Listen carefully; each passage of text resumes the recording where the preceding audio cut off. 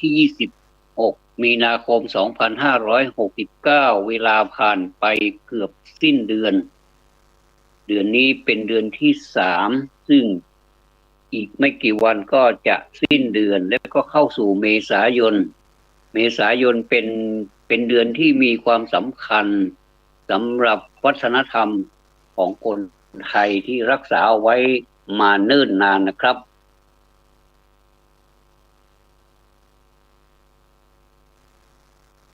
ที่บรรพบุรุษได้ให้ไว้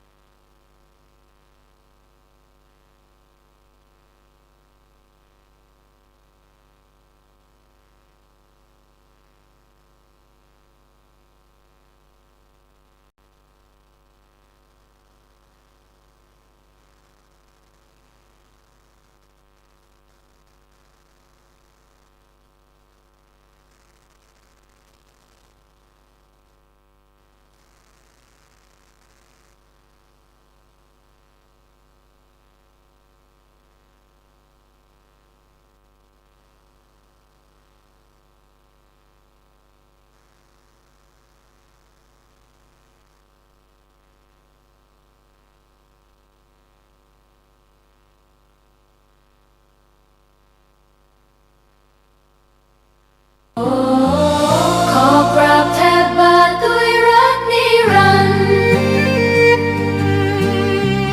น้ำตาหลั่งพลันจากใจคนไทย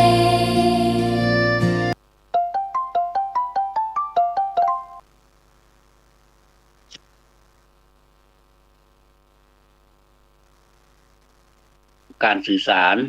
เป็นธรรมดาก็เมื่อกี้นี้ก็พูดถึงเรื่องการสู้นะครับสู้เราสะกดคำว่าสู้เป็น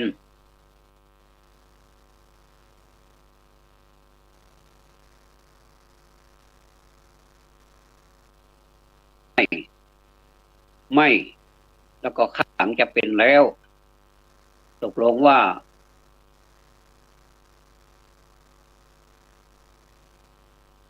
แล้วก็แสดงว่าไม่สู้แล้วไม่สู้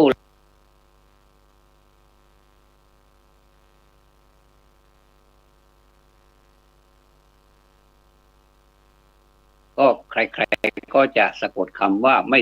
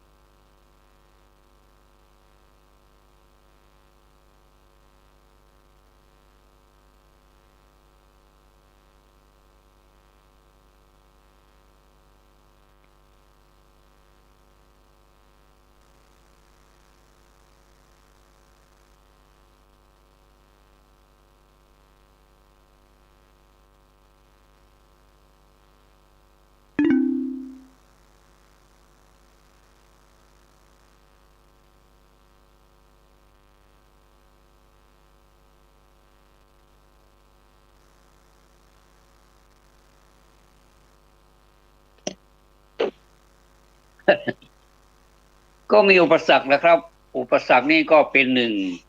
ในกระบวนการของการสู้หรือคำว่าไม่สู้แล้วแต่ก็ยังสู้นะครับขอบพระคุณนะครับ3 ครั้งแล้วล่ะไม่เป็นไร2 ครั้งครึ่งก็เราก็จะดำเนินต่อไปชีวิตดำเนินต่อไปอย่าไปกลัวนะครับอะไรก็ตามที่มันเกิดขึ้นมันก็เกิดขึ้นพระพุทธเจ้าท่านตรัสว่ามีการเกิดขึ้นตั้งอยู่แล้วก็ดับไปมันเป็นความจริงนะครับไม่สามารถที่จะปฏิเสธความจริงนี้ได้ว่าอะไรก็ตามมันก็เกิดขึ้นตั้งอยู่ดับไปนี่หลักพระพุทธศาสนาและก็เป็นหลักธรรมชาติทั่วไปจริงไหมล่ะถ้าเราเกิดขึ้นมาแล้วเราคิดว่ามันจะคงทนถาวรเนี่ยมันเป็นไปไม่ได้นักวิชาการทั้งหลายผู้รู้ทั้งหลายก็มักจะกล่าวนะครับว่าปัจจุบันเนี่ยมันเป็นสิ่งที่น่ากลัวมันเป็นสงครามเทคโนโลยีมันสู้กันด้วยมันสมองตัวแทนต่างๆที่มนุษย์สร้างขึ้นมาเนี่ยก็เสร็จแล้วผลสุดท้ายถ้ามีการแพ้การชนะในการสมมุตินะครับว่าแพ้ชนะผู้ชนะคือผู้ครอบครองสิ่งที่ตนต้องการผู้แพ้คือผู้ที่สู้ไม่ได้และไม่ว่าจะด้วยเหตุผลใดก็ตามสู้ไม่ได้เขาก็แพ้ไปแต่การแพ้หรือว่าการชนะแบบนั้นพระพุทธเจ้าท่านตรัสว่ายังไม่ยิ่งใหญ่พอยังไม่ยิ่งใหญ่เท่าการชนะตัวเองอันนี้น่าคิดนะว่าอะไรก็ตามนี่ถ้าเราเกิดอยากได้ขึ้นมาเนี่ยเราก็โอ้โหเป็นบ้าเป็นหลังก็อยากได้ถ้าอยากได้อยู่ในกรอบด้วยความสามารถของตัวเองไม่เบียดเบียนใครเนี่ยนะโดยเฉพาะถ้าหากว่าเป็นคนของประชาชนเนี่ยถ้าสู้แบบนี้ไม่เบียดเบียนใครสู้ด้วยมันสมองหลายท่านเราก็ยังจะรึกอยู่ในใจของเราอยู่จะลึกอยู่ในใจของเราอยู่แล้วก็เราจำไม่ลืมเลยไม่ใช่ว่าเราลืมไม่จำนะครับอันนี้จำไม่ลืมแม้แต่กี่ปีเวลาล่วงไปกี่ปีเราก็ยังจำอยู่อันนี้ก็โปรดได้คิดเองก็แล้วกันว่าท่านผู้นั้นเป็นใครหลายท่านนะครับซึ่งทำคุณประโยชน์ให้กับประเทศชาตินี้มากมายนะครับเนี่ยพระพุทธเจ้านะทรงสอนว่าเราถ้าหากว่าชนะอื่นหมื่นแสนแดนสกลชนะตนนั่นแหละเป็นดีก็เข้ากับสุภาษิตพอดีนะครับว่าอัตตาหะเวชิตังสายโยชนะตนนั่นแหละดีที่สุดเลยถ้าหากว่าเราไปชนะอื่นเนี่ยประเดี๋ยวประดาวมันก็มันไม่มั่นคงขยายความหน่อยหนึ่งว่าการชนะตนนี้ก็มันก็เป็นอนิจจังทุกขังอนัตตาเหมือนกันนะมันไม่แน่นอนมันไม่เที่ยงมันก็อาจจะสักวันหนึ่งอาจจะเผลอแพ้ก็ได้เพราะฉะนั้นนี่อันนี้คนละประเด็นความไม่เที่ยงเป็นทุกข์เป็นอนัตตาทำดีก็ตามทำไม่ดีก็ตามกุศลอกุศลก็เป็นอนัตตาทางนั้นก็คือไม่มีตัวไม่มีตนไม่ใช่ตัวไม่ใช่ตนของเราทางนั้นแหละครับแต่ทำไมต้องมาพูดว่ามันดีก็มันดีจริงๆแล้วถ้าเราชนะตัวเองสักคนหนึ่งแล้วเนี่ยอย่างอื่นเราก็สบายมากเราไม่ต้องไปต่อสู้กับใครแต่ต่อสู้กับตัวเราอย่างเช่นความโลภความโกรธความหลงที่อยู่ในตัวในตนของเราเนี่ยมันอยู่ในใจมันอยู่ข้างในแล้วมันปะทุออกมาข้างนอกบางทีน่าเกลียดมากๆเลยนะครับ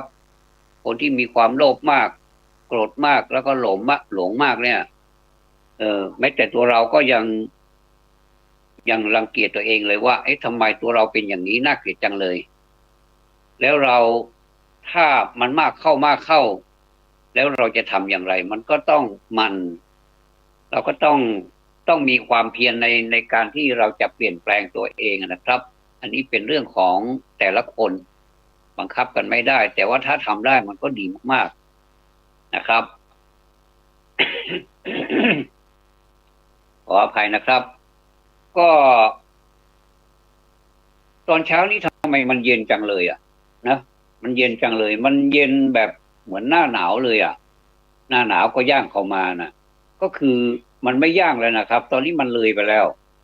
มันเลยไปเป็นเกือบเมษาแล้วอีกไม่กี่วันก็เมษาซึ่งมันร้อนมากแล้วมันก็จริงอย่างนั้นจริงๆว่าบอกว่าโลกโลกเราเดี๋ยวเนี้ยมันเปลี่ยนแปลงไปมากมันก็เลยเป็นบรรยากาศอย่างที่เราได้เจอกันนี่แหละนะครับ แล้วก็เลยไม่มีฤดูร้อนเหมือนกับมีสามฤดูในวันเดียวกันมีทั้งพายุมีฝนแล้วก็มีหนาวแล้วก็มีร้อนกลางวันร้อนมากๆเลย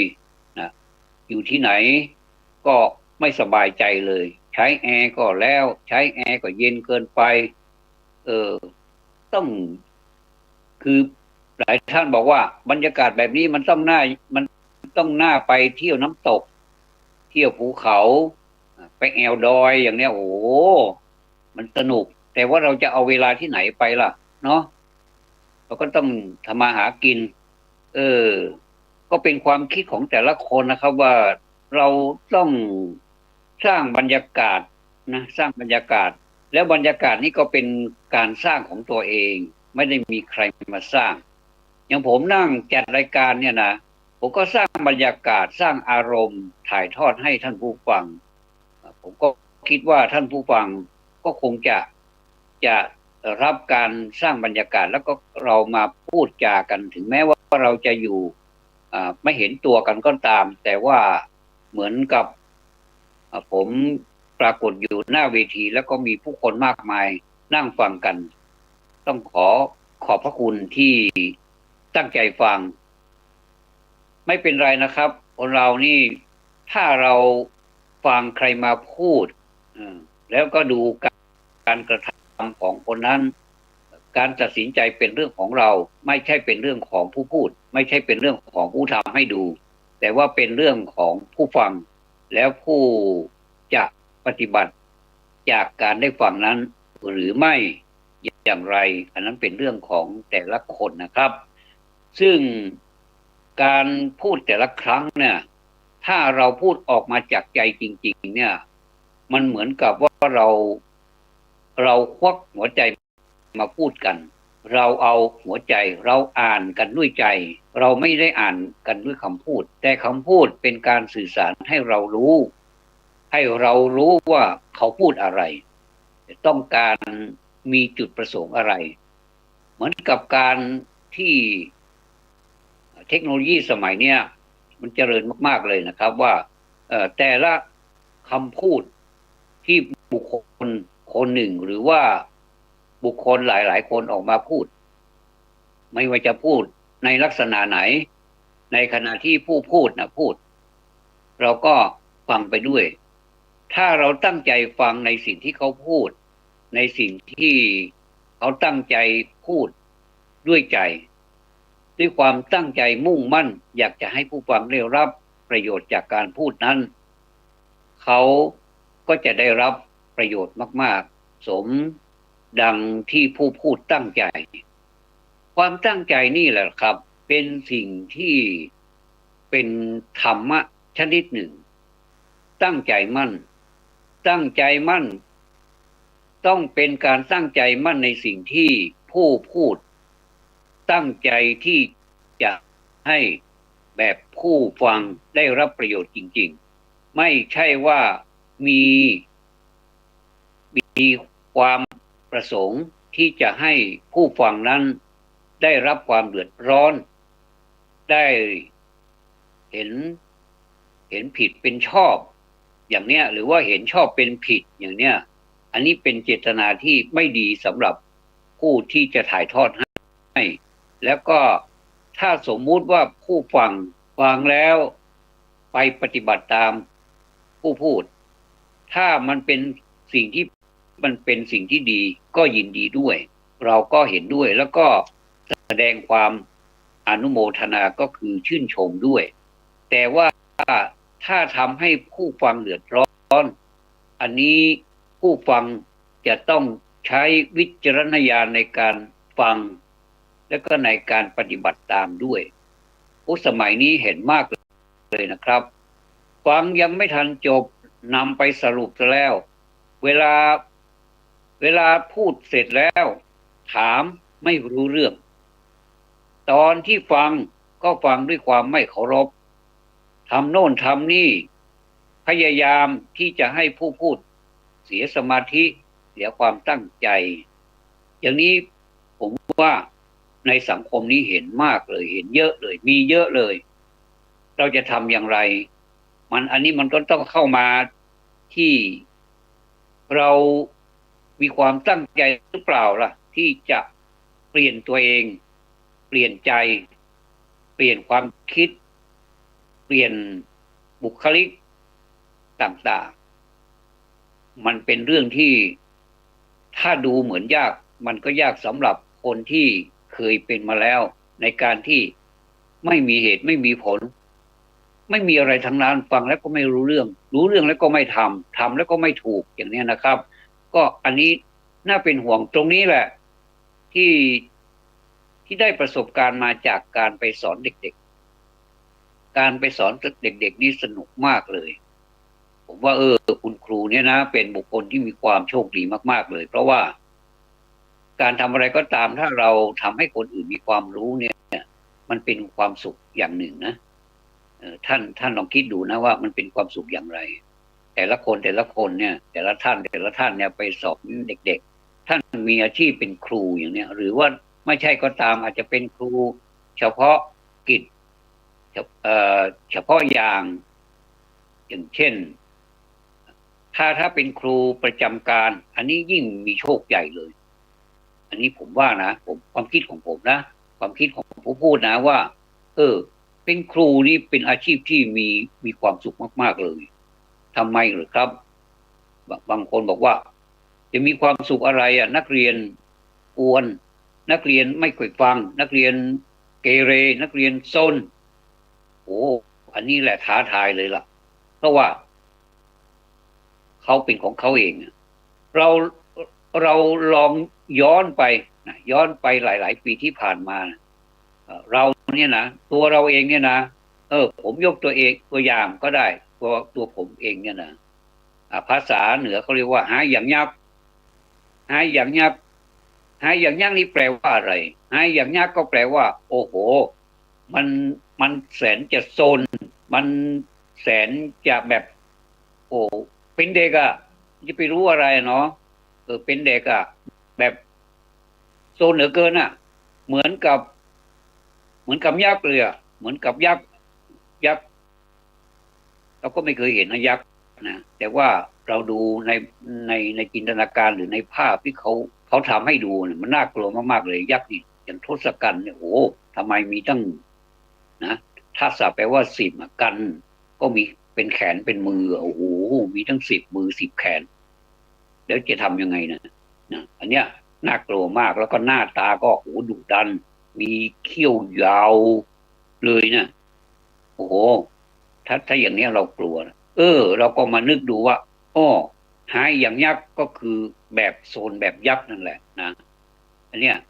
เราก็ต้องดูตัวเองก่อนว่าเมื่อก่อนนี้เราเป็นอย่างไรเนี่ยทำไมเราถึงมาสอนเด็กๆได้แสดงว่าเรามีการฝึกหัดตนแล้วก็ผ่านอุปสรรคการเรียนมานานพอสมควรในการที่จะเป็นครูในการที่จะเป็นคนสอนคนไม่ใช่เล่นนะครับเป็นเรื่องที่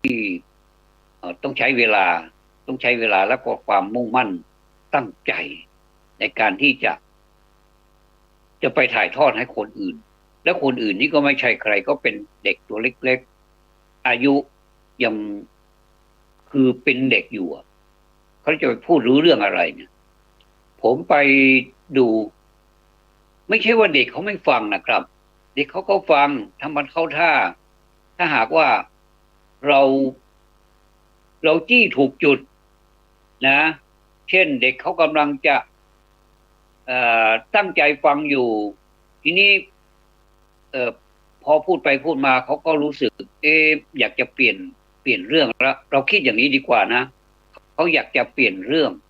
ก็เปลี่ยนเรื่องโอเค เราก็เปลี่ยนเรื่องตามเขาเช่นเรากำลังพูดเรื่องวิชาการอะไรสักอย่างอยู่ถ้าเขาคุยกันเขากวนเราอย่างเนี้ยนะเราก็เปลี่ยนเรื่องนี้เปลี่ยนอย่างไรดีให้ดีที่สุดสำหรับผมเปลี่ยนเรื่องก็คือให้เขานั่งสมาธิอย่างนี้ดีได้ผลฮะก็คือได้ผลยังไง ก็คือให้เขานิ่งให้เขานิ่งก่อน นิ่งไม่ใช่นิ่งธรรมดานะนิ่งแบบว่ามีหลักวิชาการ นิ่งก็คือนั่งเอาเท้าขวาซ้อนเท้าซ้าย มือขวาซ้อนมือซ้าย เนี่ยนะทำตัวให้ตรง แล้วก็ให้สงบ และมันได้ผลอย่างไร มันก็มีอานิสงส์ปราบคนที่กำลังจะกวนเรา คนที่กำลังจะกวนเพื่อนๆให้นิ่งด้วยแล้วเราจะกำหนดเวลาอย่างไรเราก็ดูสภาพเอาว่าเหมาะสมแก่การเวลาไหมรู้จักกาละรู้จักเทศะนั่นแหละพอหลังจากที่เขานั่งสมาธิตามสมควรแล้วเราก็จะสอนเขาในอีกแง่หนึ่งว่าสบายไหมมีความสบายหรือเปล่าสบายเนื้อสบายตัวสบายใจหรือเปล่าตอนนี้จิตว่างใช่ไหมตอนที่จิตว่างเนี่ยเราทำอะไรมันก็ดีไปหมดนะเมื่อจิตว่างเนี่ยเราคิดถึงกุศลก็มานะเราคิดถึงในแง่ดีความดีมันก็มาเราจะตั้งใจรักคุณพ่อคุณแม่เราก็มีความคิดเราตั้งใจแล้วเราตั้งใจแบบไหนเราเป็นคนแบบไหนเราเป็นคนไม่เอาฐานใช่ไหมเราเป็นคนที่ขี้เกียจไม่ขยันเลยใช่ไหม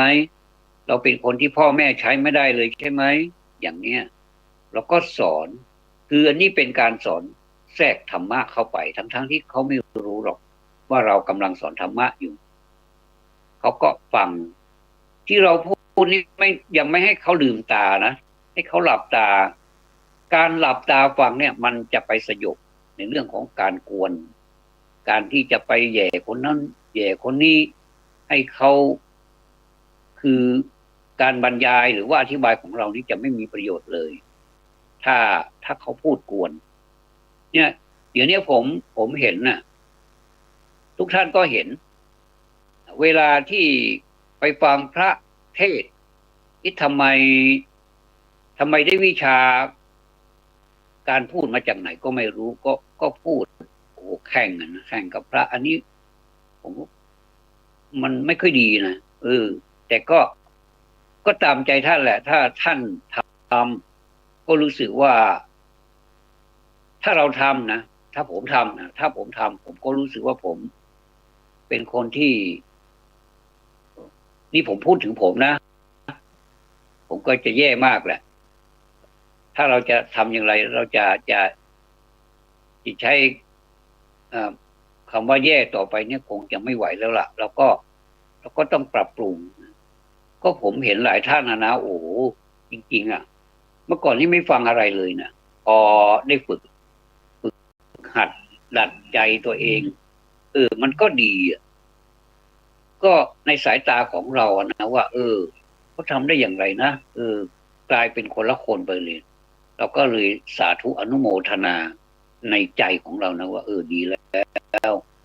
แล้วก็ได้บุญด้วยเป็นคนที่ร่วมบุญจากการที่เราอนุโมทนากับเขาด้วยกลับมาพูดถึงความเป็นครูนี่คารุแปลว่าหนักนะคารุแปลว่าอ่านว่าครูเนี่ยภาษาบาลี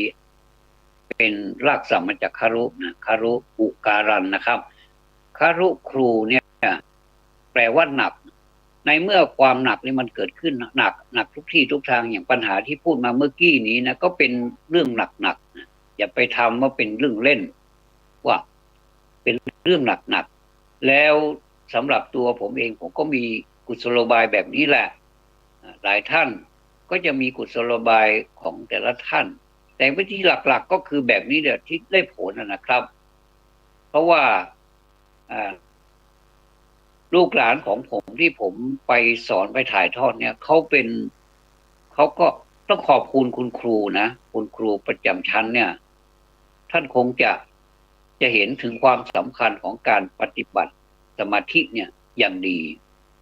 เวลาที่ให้นักเรียนนั่งสมาธิเนี่ยนักเรียนไม่เคยงอแงเลยไม่เคยที่จะมีปฏิกิริยาโต้ตอบว่าอ้าวนั่งสมาธิอีกแล้วนั่งทำไมเขามีพื้นฐานการมีพื้นฐานมาจากผู้ที่เป็นผู้ที่ชื่อว่าครูเนี่ยโดยเฉพาะครูประจำชั้นเนี่ยทำตัวให้เป็นตัวอย่างท่านก็จะใช้ปฏิบัติการนี่แหละมาใช้กับนักเรียนซึ่งเป็นเรื่องที่ดีมากๆเลยแล้วเราก็นำมาต่อยอดมันเป็นผลดีจริงๆนะครับอันเนี้ยโดยเฉพาะอย่างยิ่งเนี่ยโดยเฉพาะอย่างยิ่งเรื่องของสมาธิเนี่ยโอ้มันเป็นเรื่องที่แบบสุดยอดมากอ่ะถ้าเราว้าวุ่นนะเราหัดนั่งสมาธิเนี่ยใหม่ๆเนี่ยนะครับเหมือนกับเราจับปูใส่กระด้งเหมือนกับเรานี่ไม่พร้อมเลยอ่ะแต่บางทีท่านบอกว่ามันอยู่ที่ใจเนี่ยนะไม่ต้องไปพร้อมอะไรมากมายนัก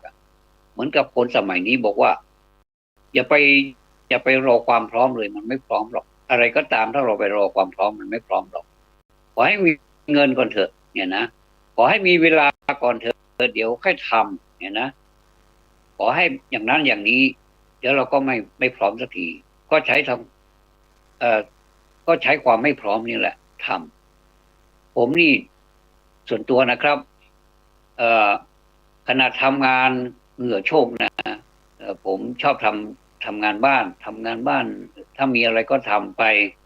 เนี่ยเป็นประจำเนี่ยนะเวลาที่เราจิตของเรามันว้าวุ่นเนี่ยนะมันไม่ค่อยสบายไม่สบายกายละหนึ่งอย่างละเราอยากจะพักแต่เราจะเลือกเอาอย่างไหนที่เราจะพักผมเลือกเอานั่งสมาธิเราก็วางก่อนวางงานของเราที่เราทำก่อนแล้วก็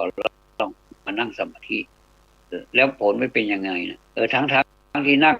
ทั้งเหงื่อเนี่ยผมไม่ไปอาบน้ำมันไม่ต้องไปพร้อมขนาดนั้นหรอกนะครับอีกอย่างหนึ่งการที่ทำงานเหงื่อเยอะๆในกำลังออกกำลังกายเหงื่อเยอะๆนี่ไปอาบน้ำเนี่ยเป็นโทษอีก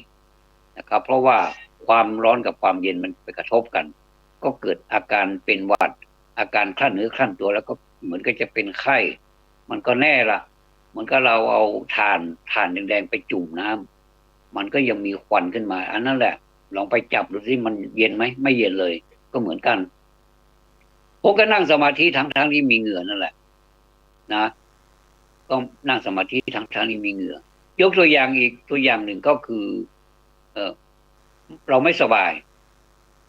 ยนี้ท่านเคยลองไหมว่าเราไม่สบายเนี่ยท่านจะทำอย่างไรให้มันสบายคือจิตใจมันว้าวุ่นมันกังวลว่าเราผ่าตัดมาใหม่เนี่ยมันจะหายไหมมันจะหายในระยะเวลาที่เราต้องการจะให้มันเป็นหรือเปล่าอันนี้เขาเรียกว่าจิตว้าวุ่นสงสัยนะวางพูดไปถึงอนาคตว่ามันจะหายเมื่อไหร่เนี่ยถ้าเราคิดอีกอย่างหนึ่งว่าเดี๋ยวมันเป็นได้มันก็หายได้คุณหมอท่านก็เก่งผ่าตัดเราเนี่ยโอ้ขนาดเยอะกว่านี้ใหญ่กว่านี้งานใหญ่กว่านี้ท่านยังทำได้เลยแต่เราแค่นี้เองไม่กลัวอะไรเนี่ยพวกที่มานอนเตียงในห้องเดียวกันคนละเตียงนี่เขาก็มีปัญหากันทั้งนั้นแล้วก็ป่วยไข้ทั้งนั้นแหละถามว่าเขาอยากเป็นอย่างนี้มั้ยไม่เลยเราก็ไม่อยากมาเหมือนกันแล้วก็เราไม่อยากเป็นเหมือนกันแหละทำไมมันเป็นน่ะเราก็พูดแล้วก็คิดไปมันเป็นเรื่องของธรรมดานะเกิดแก่เจ็บตายตอนที่เจ็บนี่แหละเป็นกระบวนการที่สามเนี่ยเป็นคำที่สามมาเกิดแก่แล้วเจ็บแล้วก็ในที่สุดก็ตายมันก็มีแค่นี้เองแล้วไปคิดอะไรมากอย่างเนี้ยแค่เราคิดแบบนี้เราก็มีสมาธิแล้วนะมาหน่อยแล้วแต่ถ้ามันยังว้าวุ่นอยู่ตาเรายังไม่ยอมหลับแล้วก็นั่งก็ไม่สะดวกเพราะว่าถ้าการนั่งเนี่ยนั่งมันมาละปวดทุกทีเลยอย่างเนี้ยแผลมันปวดมันต้องนอนอย่างเดียวอย่างเนี้ย เออตรงกันข้ามบางคนนอนไม่ดี นอนก็ปวดต้องลุกนั่งการนั่งของเราก็บางทีก็นั่งหลับหลับประงกสับประงกไปสับประงกมาเอาอย่างนี้ดีกว่าเราใช้วิชาที่เราเรียนมาเนี่ยนะแม้จะไม่ได้ผลมากแต่เราลองทำดูสิว่ามันเป็นยังไง แล้วก็นั่งท่าสมาธิดูสิถ้ามันไม่สะดวกก็ไม่ต้องสมาธิสมาเถอะแหละแต่ละใจของเราว่านึกถึงพุทโธพุทโธอย่างเนี้ยนะอันนี้ในกรณีที่เราจะใช้บทพุทโธนะเราจะใช้อย่างอื่นก็ได้นะบางทีเราก็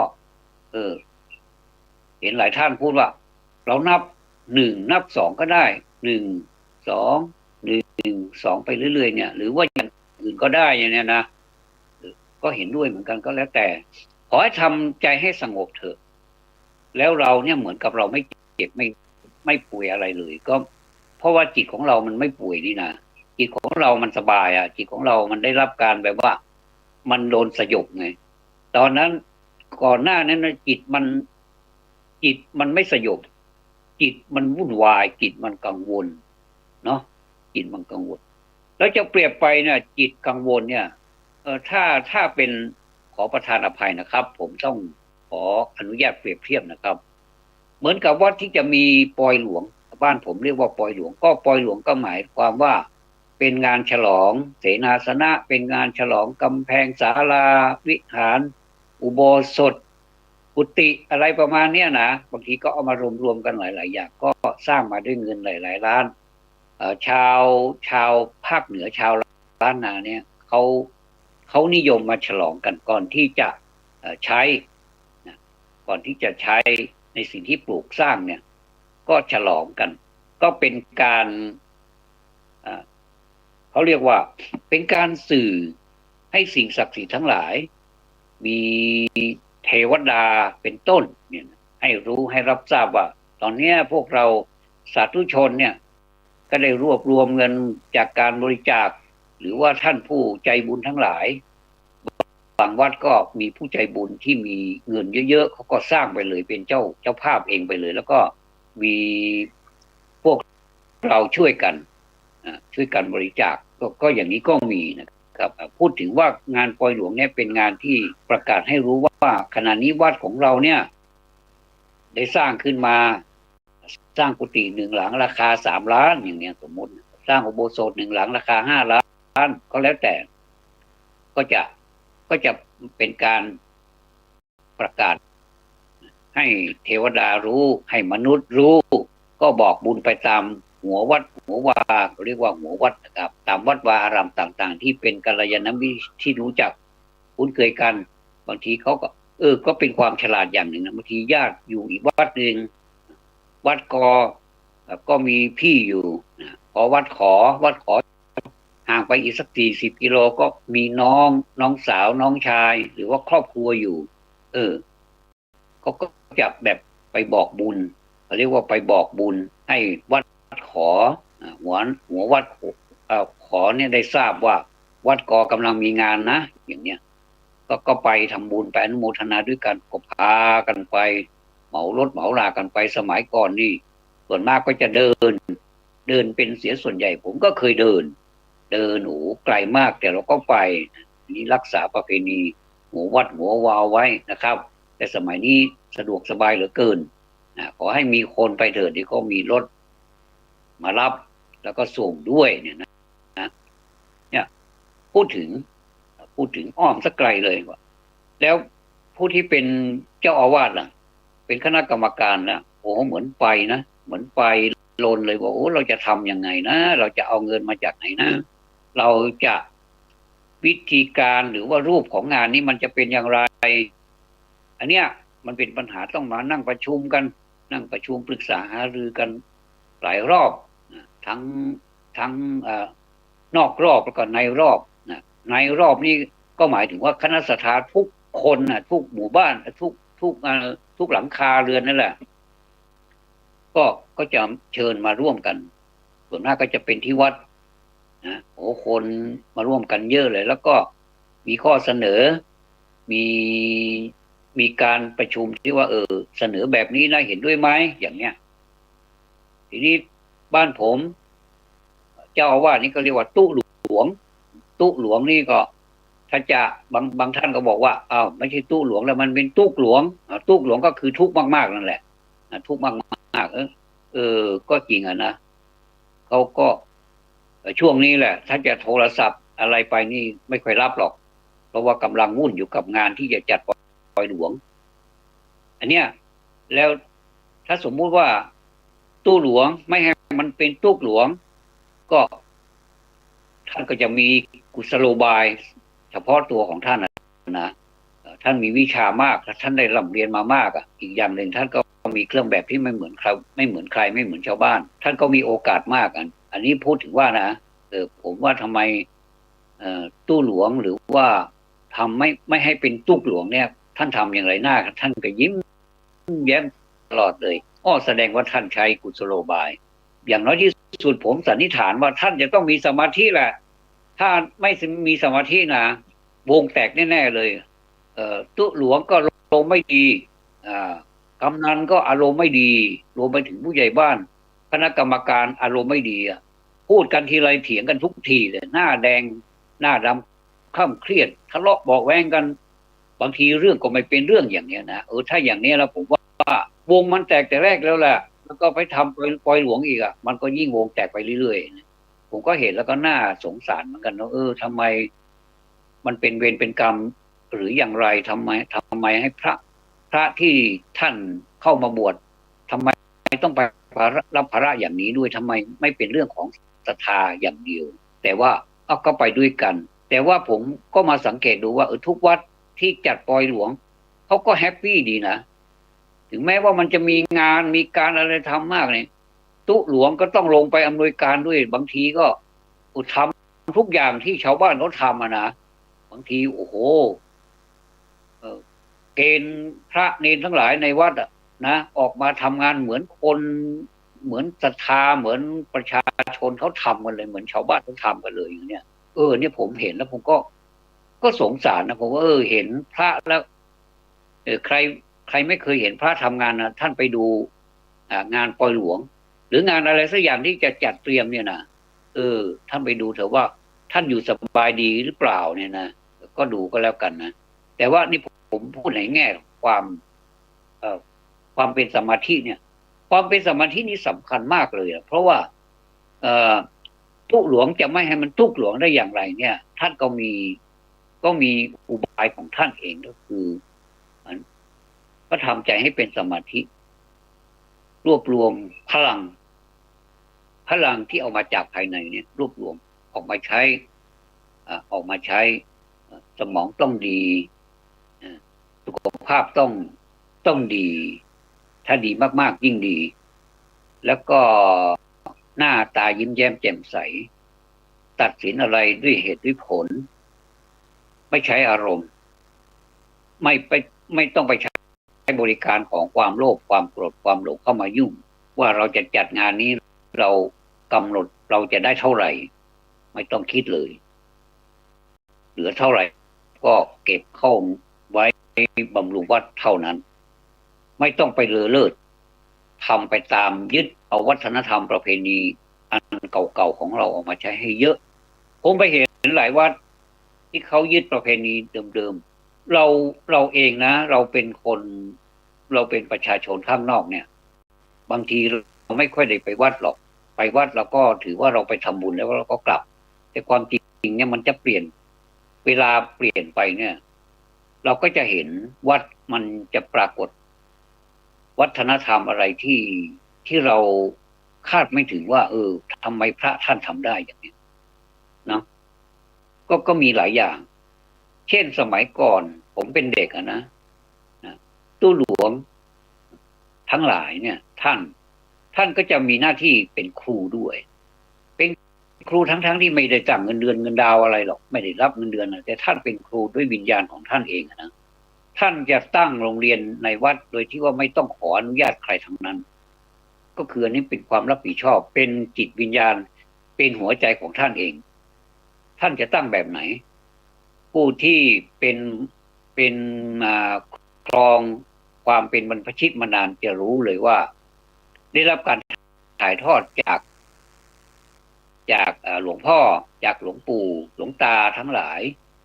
ที่ท่านเป็นเป็นผู้ครองเป็นผู้ครองวัดก็คือเป็นเจ้าอาวาสหรือว่าเป็นพระที่อยู่ในอาวาสในวัดนั้นๆท่านมีความคิดเราจะทำอย่างไรดีไม่ให้สิ่งที่เก่าๆมันหายไปท่านก็มาตั้งด้วยความมีจิตเป็นกุศล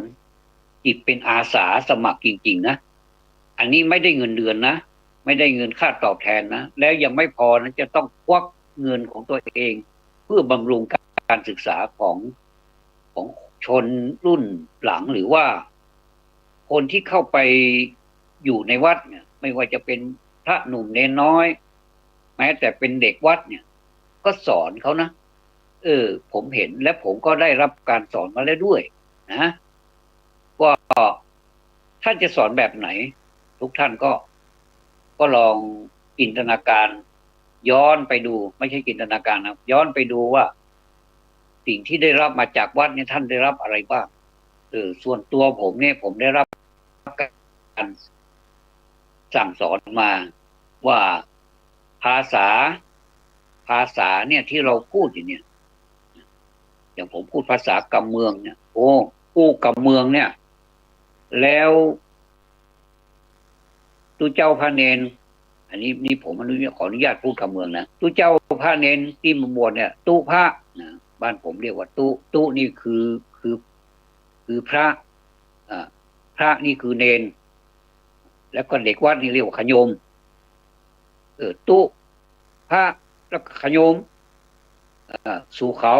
อันนี้คือคำพูดของตู้หลวงนะส่วนมากตู้หลวงก็พูดแบบนี้แหละสู่เขาฮักษาอย่างไว้พ่องนี่สู่เขาบวชเข้ามานี่เฮียนอย่างพ่องนอกจากเฮียนนักธรรมเฮียนอย่างละอันที่สู่เขาต้องเฮียนเนี่ยอันนี้ข้าจะบอกว่าสู่เขาจะต้องเฮียนตัวเมืองสู่เขาจะต้องเฮียนตัวซึ่งมันเป็นของพ่อของแม่เขาเนี่ยไปเจอตู้หลวงที่แบบพูดหนักกว่าผมนี่ก็ขออนุญาตพูดซะเลยเพราะได้ยินมาอย่างนี้จริงๆที่โคตรพ่อโคตรแม่เราคนว่าโคตรเง่าสกัดลาดแต่ว่าถ้าเป็นภาษาเมืองจริงๆก็เรียกว่าโคตรประคุณเขาได้สร้างไว้เนี่ยเคยขึ้นพ่องกออันนี้ผมได้ยินตู้หลวงพูดผมก็เลยมาถ่ายทอดต่อว่ามันมีอย่างนี้จริงๆสาบานได้ครับแต่ว่าท่านลาไปแล้วไม่ต้องไปตามหรอกท่านจากโลกนี้ไปนานแล้วแหละแต่ก็เป็นอย่างที่ท่านพูดจริงๆนะว่ามันเป็นวัฒนธรรมภาษาซึ่งมันไม่มีที่ไหนจริงๆท่านไปหาดูเถอะนะเมื่อก่อนเนี่ยผมได้เข้าไปสมัยนั้นเป็นวิทยาลัยครูเชียงใหม่นะผมได้เข้าไปต่อเติมซึ่งผมก็รู้มาแล้วล่ะแต่ว่าผมอยากจะทราบว่าเราจะมีอะไรต่อยอดไหมทำแก้วที่มีน้ำไม่เต็มไม่เป็นคนที่มีแก้วน้ำเต็มเดี๋ยวมันก็บ้านผมเรียกว่าเดี๋ยวมันจะฟ้าก็คือเดี๋ยวมันจะหกหายไปแล้วก็ไอ้ที่มันเป็นความรู้เราก็รีบดื่มซะก่อนรีบดื่มน้ำให้มันเหลือสักครึ่งแก้วแล้วก็เราเข้าพาตัวของเราไปที่วิทยาลัยครูเชียงใหม่เนี่ยนะตอนนั้นเป็นวิทยาลัยครูแต่สมัยนี้เป็นมหาวิทยาลัยราชภัฏจากวิทยาลัยครูก็มาเป็นสถาบันก่อนแล้วก็มาเป็นมหาวิทยาลัยราชภัฏก็ไปเจอท่านพูดอย่างนี้นะครับท่านพูดอย่างนี้จริงๆผมก็น่าจะจริงเนี่ยท่านบอกว่าถ้าสมัยลูกหลานเราถ้านานไปเนี่ยนะเราก็จากโลกนี้ไปแล้วก็ลูกหลานเราก็จะเติบโตตามมาอีกเนี่ยและภาษาของเราเนี่ยมันก็จะขยับนะขนาดตอนนี้มันก็ขยับแล้วมันเพราะว่าฝรั่งเขาก็มาเที่ยวประเทศไทยเราแล้วเขาก็มาเห็นสิ่งโน้นสิ่งนี้มันแปลกตาดีแล้วก็สนใจแล้วก็ขอซื้อเนี่ยเขาก็ซื้อไปเขาเอาไปที่ไหนเขาไม่ไปทิ้งนะเข เขารักสิ่งที่มันแปลกๆอย่างนี้ว่าทำไมอย่างนี้ก็มีในโลกด้วยหรืออะไรประมาณเนี้ยแล้วเขาก็เอาไปประเทศเขาก็สร้างที่เก็บอย่างดีเลยว่าเนี่ยได้มาจากไหนเอ่อใครเป็นผู้ขายให้อะไรเนี่ยนะเขาก็เอาไปบางทีก็เป็นที่ระลึกเนี่ยเป็นภาษาของเราเนี่ยเป็นที่ระลึกเขาก็เอาไปประเทศเขาก็เออก็จะเต็มไปด้วยวัฒนธรรมซึ่งมันเป็นภาษาเขียนทีนี้เขายังพูดไม่ได้นะเนี่ยต่อมาก็จะมีคนที่อยากจะพูดได้เขาก็เข้ามาสู่ประเทศไทยแล้วเขาก็มาเรียนภาษาล้านนาภาษาเมืองมาอยู่แถบล้านนานี่แหละแล้วเขาก็พูดภาษาล้านนาแล้วเขาเขียนภาษาล้านนาได้ด้วยอันนี้มันเกิดอะไรขึ้นนะจริงๆแล้วเราก็ไม่ใช่สมบัติส่วนตัวเราหรอกนะเป็นสมบัติของบรรพบุรุษท่านทำไว้ให้แต่ท่านก็ไม่ได้สงวนลิขสิทธิ์หรอกว่าอันนี้ภาษาของเรานะใครอยากเอาไปเผยแพร่หรือว่าไปเผยแพร่อันนี้ถ้าใครเอาไปทำอย่างนั้นละเมิดลิขสิทธิ์นะท่านก็ไม่ได้พูดก็ก็ใครก็ได้ที่อยากจะเอาไปเรียนก็ไปเรียนเลยเรายินดีที่จะสอนให้แล้วก็มีสถานที่เปิดสอนเยอะแยะกันไปหมดเลยในเชียงใหม่นี่ก็มีหลายที่นะผมก็เคยพูดไปแล้วล่ะนะระบุชื่อก็ได้วัดพระสิงห์อย่างเนี้ยแล้วก็ที่ต่างๆอีกแล้วก็มีปราชญ์ผู้เชี่ยวชาญในภาษานี่เยอะแยะกันไปหมดเลยท่านก็สอนให้อย่างเนี้ยถ้าเราสนใจก็ไปดูซิว่ามันเป็นยังไงเนี่ยนะน่าสนใจนะมันเป็นภาษาของเราจริงๆเราพูดอย่างนี้เราเขียนอย่างนี้จริงๆอาจารย์ผู้นั้นท่านพูดว่าตอนนี้ถ้าเราอยากจะเห็นคัมภีร์หรือว่าเกี่ยวกับวัฒนธรรมภาษานี่เราจะต้องเดินทางไปที่ประเทศฝรั่งเศสท่านพูดอย่างนี้จริงๆผมก็อะไรอาจารย์ทำไมพูดอย่างนี้นะก็ท่านก็พูดว่ามันเป็นอย่างนั้นจริงๆอย่างที่ผมพูดเมื่อกี้นี่แหละเขาก็นำไปเก็บไว้ในสถานที่ที่ปลอดภัยแล้วก็เป็นสถานที่เขาให้เกียรตินะให้เกียรติภาษาเรานะเขาไม่ได้ไปย่ำยีนะหรือว่าเอาไปทำอะไรที่มันไม่ดีไม่งามนะแต่ตรงกันข้ามเนี่ยเขาเห็นว่ามันเป็นของที่แปลกที่เกิดขึ้นมาในโลกเนี่ยว่ามีภาษาอย่างนี้ด้วยหรืออย่างเนี้ยนะก็พูดถึงภาษาล้านนาเราก็อดไม่ได้ที่จะพูดไปถึงภาษาอื่นๆด้วยซึ่งเขาก็มีภาษาของเขาบางกลุ่มเขาก็มีภาษาของเขาบางกลุ่มก็มีภาษาแต่ภาษาพูดแต่ไม่มีภาษาเขียนเนี่ยอย่างเนี้ยพูดถึงเรื่องนี้นะเมื่อไหร่แล้วก็โอ้ผมยิ่งรักภาษาของผมมากยิ่งขึ้นเนี่ยไม่ใช่เป็นเขาเรียกว่าไม่ใช่นิยมแต่ภาษาคือขวาจัดซ้ายจัดนี่ไม่ใช่นะก็คืออะไรก็ตามที่มันแปลกตาเราเนี่ยแล้วก็เราก็สามารถเรียนได้เนี่ยผมสนใจแล้วผมก็ปฏิญาณตนเองว่าใครก็ตามที่อยากจะเรียนนะผมยินดีถ่ายทอดให้ฟรีโดยที่คุณไม่ต้องเตรียมอะไรมาเนี่ยถ้าเตรียมสมุดเตรียมดินสอผมนิยมดินสอนะครับเพราะดินสอเนี่ยมันใช้ลบได้สมัยก่อนเมื่อผมเรียนเนี่ยโอ้ไม่มีหรอกปากกาเนี่ยนะมีอย่างมากก็ดินสอยางลบธรรมดาเนี่ยนะบรรทัดนี่ก็เป็นไม้จริงๆนะมีหน้าเขาเรียกว่าไม้บรรทัดมันเป็นไม้จริงๆนะท่านแต่ตอนนี้มันเป็นพลาสติกที่ส่วนใหญ่แล้วมันเปลี่ยนไปโลกมันเปลี่ยนไปก็เลยกลายเป็นพลาสติกบรรทัดไม่ใช่เป็นไม้บรรทัดละแต่มันก็ใช้ได้เหมือนกันนั่นแหละนะครับเนี่ยพูดถึงภาษานี่จะให้ผมดีใจไหมเนี่ยถ้าหากว่าภาษาเนี่ยมันถูกลบเลือนไปด้วยฝีมือของลูกหลานเนี่ยจะให้ผมดีใจไหมแล้วทุกท่านจะดีใจหรือเปล่าเนี่ยก็ไม่นะครับไม่มีใครที่จะดีใจด้วยหรอกว่าของเก่าของเรานี่มันสูญหายไปแล้วด้วยฝีมือของเราเนี่ยแล้วก็พากันฉลองพากันดีอกดีใจเนี่ยคงจะไม่มีใครทำหรอกนะครับ แต่ว่าผมคนหนึ่งละที่ผมจะต้องติดตามที่ผมจะต้องถ่ายทอดถึงแม้ว่าผมจะลงทุนเองนี่นะท่านอันนี้ไม่ได้อวดนะมีจริงๆนะถ้าไม่เชื่อก็ไปดูได้บ้านผมอยู่แม่แตงนะเลขที่239 หมู่ 7เนี่ยเบอร์โทรศัพท์ด้วยก็ได้เนี่ย089 ทบทวนอีกครั้งหนึ่ง0897668297เนี่ยผมเนี่ย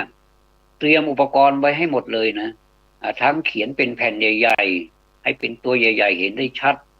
และผมไม่เขียนเทียบนะไม่มีเทียบก็ตัวนี้เทียบด้วยภาษาไทยอย่างนี้ผมไม่มีเทียบผมจะแบบเรียนสอนเหมือนคนที่ท่านสอนมาบอกว่าไม่มีเทียบเลยนะสมัยก่อนเนี่ยจริงๆให้อ่านไปเลยให้มันจำเนี่ยอะไรก็ตามเมื่อไหร่เนี่ยถ้าเราสนใจเรามีสมาธิจริงๆนี่มันเรียนได้นะท่านผมก็มีกระดาษมีสมุดเป็นเล่มเลยนะครับเดี๋ยวนะมีสมุดเป็นเล่มสมุดนี้ข้างหน้านี้เขาเรียกว่าเป็นกราฟบุ๊กก็คือเป็นสมุดเป็นแบบเขียนมันเป็นเส้นกราฟเอามาใช้เป็นกราฟแต่ว่าผมนำมาเอามาใช้เป็นการเขียนภาษาล้านนาเนี่ยตั้งแต่ตัวต้นไปจนถึงตัวที่สุดเนี่ยก็มันจะมีช่องของมันใช่ไหมครับมีช่องผมก็จะใช้ช่องนี้แหละเป็นการคัดลายมือไปด้วยจะไม่ทำตัวประแล้วก็ให้เขียนตามไม่เอาเรียนแบบเป็นผู้ใหญ่เลยก็เขียนตัวอย่างให้เห็นตัวเดียวพอละถ้าอยากจะให้รู้ว่ามันคืออะไรแล้วก็เขียนกอสระอยู่ข้างหน้าอ่านว่ากะคะงะอย่างเนี้ยนะฟังแล้วมันตลกดีไหมแต่ว่ามันก็ตลกและมีความสุขไปด้วยนะว่าตอนนี้เรากำลังเรียนภาษาพ่อแม่เราอยู่พี่น้องอย่าเรียนภาษาตระกูลเรียนภาษาโคตรเง่าที่ตู้หลวงท่านพูดนะผมยืมคำพูดท่านมานะเรียนภาษาตระกูลสู่เขาก็จะเขียนเรียงลำดับไปเป็นหน้าแล้วก็ให้คนคัดแล้วก็อ่านไปด้วยเนี่ยซึ่งผมก็มีอีกหลายเล่มมาที่ผมซื้อมาเนี่ยนะครับโอ้ไม่ใช่ถูกนะครับเนี่ยแพงนะผมจดบันทึกไว้โอ้แพงมันกราฟนี่มันจะมีหน้าปกที่บอกกราฟบุ๊กเนี่ยนะมีสีต่างๆสีชมพูสีอะไรก็แล้วแต่ท่านจะโรงงานเขาจะผลิตมานะแต่ข้างในเนี่ยมันจะเป็นช่องเป็นตารางอย่างนี้ไปทั้งหมดเลยมีทั้งหมดกี่แผ่นเนี่ย40 แผ่นก็80 หน้าเนี่ยมันเป็นคุณค่าทางวัฒนธรรมที่จะถ่ายทอดให้ผมมีความยินดีที่ผมได้มีโอกาสถ่ายทอดแต่มันไม่ถึงกับที่สุดคือมันเป็นชั่วครั้งชั่วคราวแล้วก็เรียนแล้วหมดโครงการเขาก็แยกย้ายกันออกไปนะครับเคยมีคนมาให้เกียรตินะมาเชิญดีกว่าเนาะมาเชิญไปในโรงเรียนใหญ่ๆผมสอนตั้งแต่ชั้นม.ต้นมาถึงม.ปลายแล้วก็โรงเรียนนั้นไม่มีลิฟต์ด้วยนะครับเพราะว่าตั้งแต่มันมีหลายชั้นนะครับเราเดินชั้นล่างไปถึงชั้นบนแล้วก็แค่นี้ก็เหนื่อยแล้วแต่ว่าในเวลาที่เราสอนจริงๆเนี่ยทำไมมันมีพลังมันมีแรงที่จะเดินขึ้นเดินลงได้สบายผมกลับมาบ้านนี่ก็โอ้โหสลบเลยว่างั้นเถอะนะครับแล้วก็ไปสอนเป็นจำนวนมากเลยนักเรียนจำนวนมากจะพูดไปพูดมามันก็คือทั้งโรงเรียนแหละผมก็สอนนะแต่ว่าเราก็มานั่งเสียใจว่าทำไมลูกศิษย์ลูกหาที่เราลูกของเราที่เขาได้เรียนไปเนี่ยเขาไปไหนกันหมดนะหรือเขาเป็นแยกย้ายกันออกไปเขาก็เป็นหนุ่มเป็นสาวไปมีฐานะไปมีหน้าที่การงานที่ไหนเราก็ตอนนี้เราติดตามไม่ได้ว่าเป็นใครบ้างแต่ก็พอมีชื่อของเขาอยู่ครูเขาก็ยังอยู่แต่ว่าเกษียณไปก็มีส่วนมากจะเกษียณครับครูรุ่นที่ผมไปสอนอันนี้พูดให้ฟังนะครับไม่ได้มาอวดว่าตัวเองเก่งอย่างโน้นอย่างนี้ไม่ใช่ผมอยากจะให้เหตุการณ์นี้แหละมันเกิดขึ้นก็คือพยายามช่วยฟื้นฟูในสิ่งที่เราควรฟื้นฟูไหนๆก็จะปีใหม่แล้วอีกไม่กี่วันที่จะถึงเนี่ยวันนี้ก็26แล้วเนี่ยนะแล้วก็พอไปถึงปีใหม่จริงๆเนี่ยก็ผู้เฒ่าผู้แก่ทั้งหลายผู้สูงอายุเนี่ยก็ส่วนมากก็จะถูกรับเชิญไปเป็นไอดอลหรือว่าเป็นตัวอย่างหรือว่าไป ไปเป็นบุคคลที่เป็นตัวอย่างให้เขาไม่ว่าจะเป็นผู้สูงอายุดีเด่นผู้ที่ควรยกย่องอะไรเนี่ยนะก็จะคัดไปแต่ละหมู่บ้านแต่ละหมู่บ้านแล้วก็หนึ่งในนั้นเนี่ยผมว่ายังไม่มีผมไม่ค่อยเห็นว่าใครจะเอาเรื่องของภาษานี้เข้าไปเผยแผ่ผมนี่ทุกงานแหละถ้ามี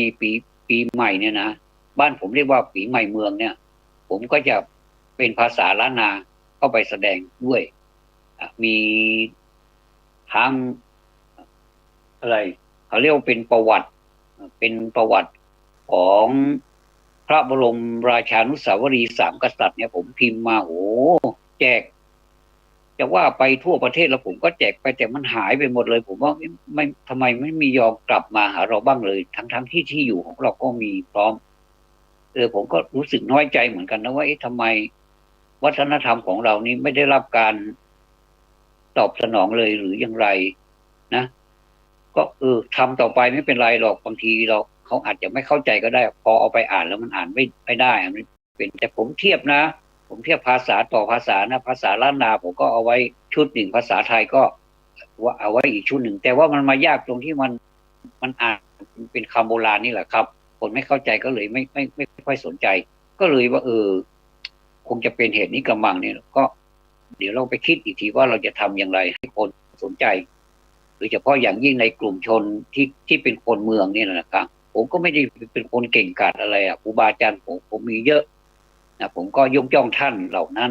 อยู่เป็นประจำผมก็ได้รับการได้รับการปรึกษาก็คือขอคำปรึกษาจากท่านก็เมตตา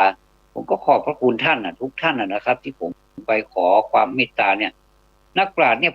ผมเข้าไปปรึกษาหมดเกือบหมดเลยนี่ในเชียงใหม่เนี่ยจริงๆนะถ้าไม่พูดให้ฟังก็ท่านก็ไม่รู้หรอกเนี่ยผมก็ภูมิใจแล้วก็ขอบพระคุณท่านเนี่ยไม่รู้ลืมเลยนะครับนะคือความกตัญญูกตเวทีเนี่ยตกน้ำไม่ไหลตกไปไม่หรอกครับท่านวันนี้ก็เป็นอีกรูปแบบหนึ่งนะครับไม่ใช่วันนี้นานมาแล้วแหละแล้วก็จนถึงวันเนี้ย